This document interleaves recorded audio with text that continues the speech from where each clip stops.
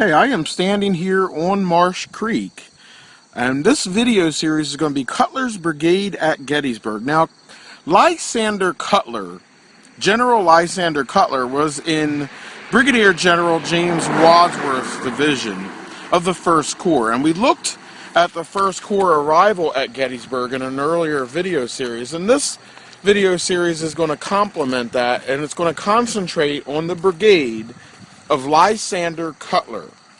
Now, on June the 30th to an overnight to July 1st, 1863, Lysander Cutler's brigade was camped on the north side of Marsh Creek in this little meadow over here. On the other side of the creek, in this direction, was camped the brigade of Solomon Meredith. And we did a video with the 6th Wisconsin at Gettysburg, so they were over in this area. Now, Cutler's brigade consisted of, and in the morning of July 1st, when General Reynolds ordered the 1st Corps to march to Gettysburg, Lysander Cutler's brigade in this field over here began the march up the Emmitsburg Road in this direction in the following marching order: the 76th New York, followed by the 56th Pennsylvania, followed by the 147th New York Volunteers. Behind them was the 95th New York, and then behind the 95th New York was the 14th Brooklyn, also known as the 84th New York Volunteers. Following them and ending the brigade was Hall's 2nd Maine Battery. Now, Hall's 2nd Maine Battery had 6 3-inch ordnance rifles. Now, the marching order that I mentioned, the 76th New York, 56th Pennsylvania, 147th New York, 95th New York, 14th Brooklyn, and the 2nd Maine Battery, the way they marched off here would determine the position of the regiment during the Battle of Gettysburg. So that is important as we continue this video series. This has been Cutler's Brigade at Gettysburg, Part 1. On Gettysburg Battlefield Facebook. Brigade at Gettysburg, Part 2 on Gettysburg Battlefield Facebook. And I'm here on the Emmitsburg Road at the Nicholas Corridori Farm. Of course, this farm was a farm that was here along the Emmitsburg Road in 1863 as it is today. And it raised cattle and brought the meat from the cattle that was raised and slaughtered here to a market on the York Turnpike up near the Gettysburg Square.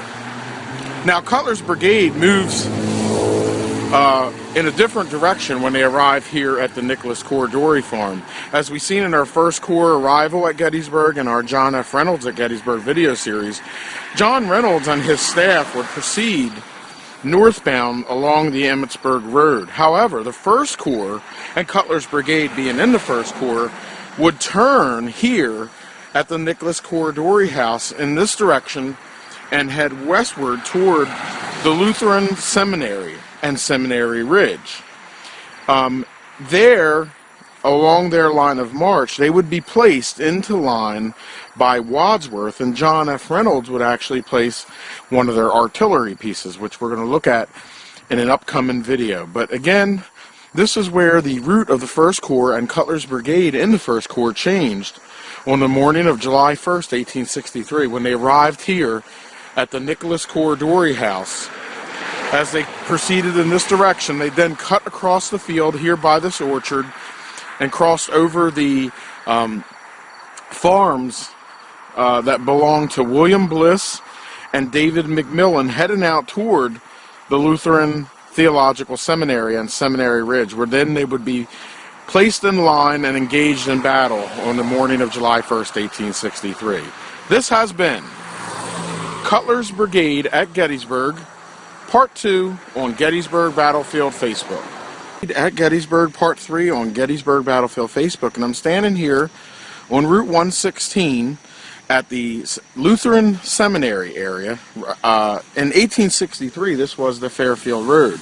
Now, when Cutler's brigade turned off at the Nicholas Corridori Farm in that direction, they headed directly here. When they got to the this area, they passed by the Fairfield Road, and also at that time there was the Middletown Road, which was a road that went into the middle of town that went right through this area right here. And we did a video on the old Middletown Road that you'll want to go back and watch. As they approached the Fairfield Road, fences obstructed their way. Now, Brigade pioneers and some men from the 76th New York were sent to take down the fences right here along the Fairfield Road.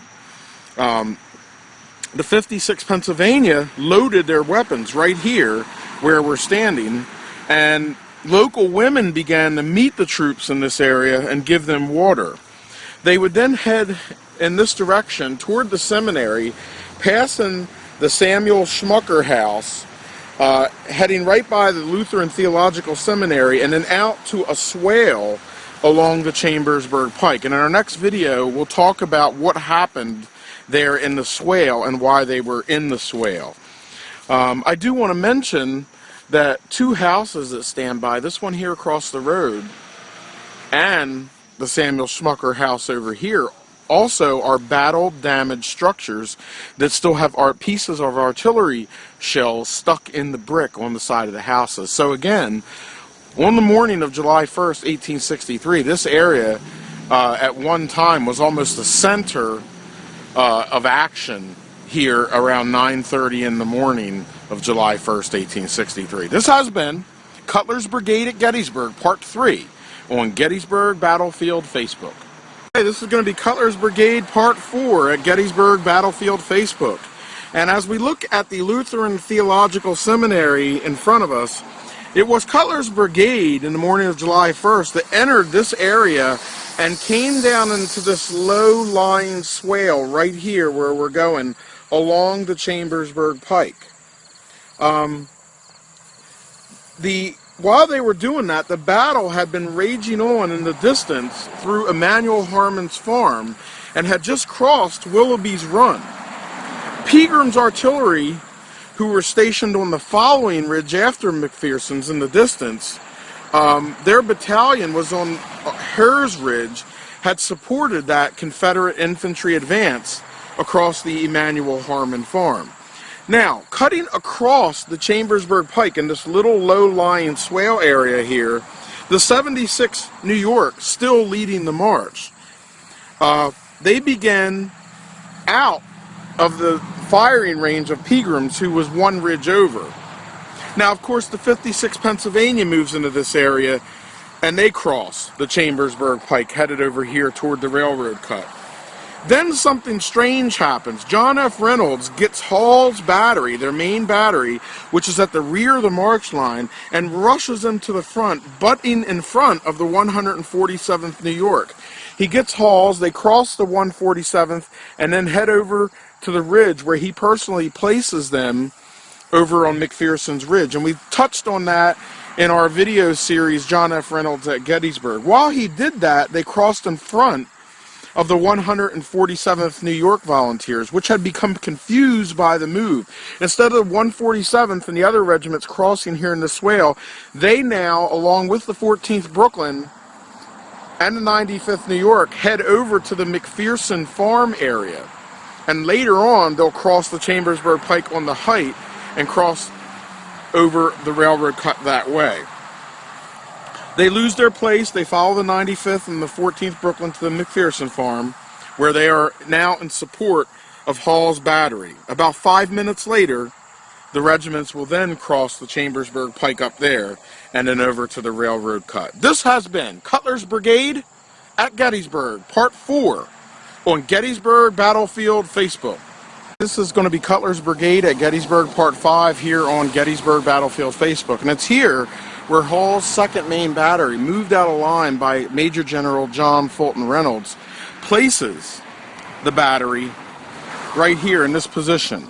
Now, their job at this point was to draw fire from Pegram's artillery battalion, which was located over here where you see this red colored roof in the distance. That is the Frederick Herr Tavern, and they were all along on both sides of the Chambersburg Pike over there with their artillery battalion, and also Brander's artillery over here to the north side of Hers Ridge Road.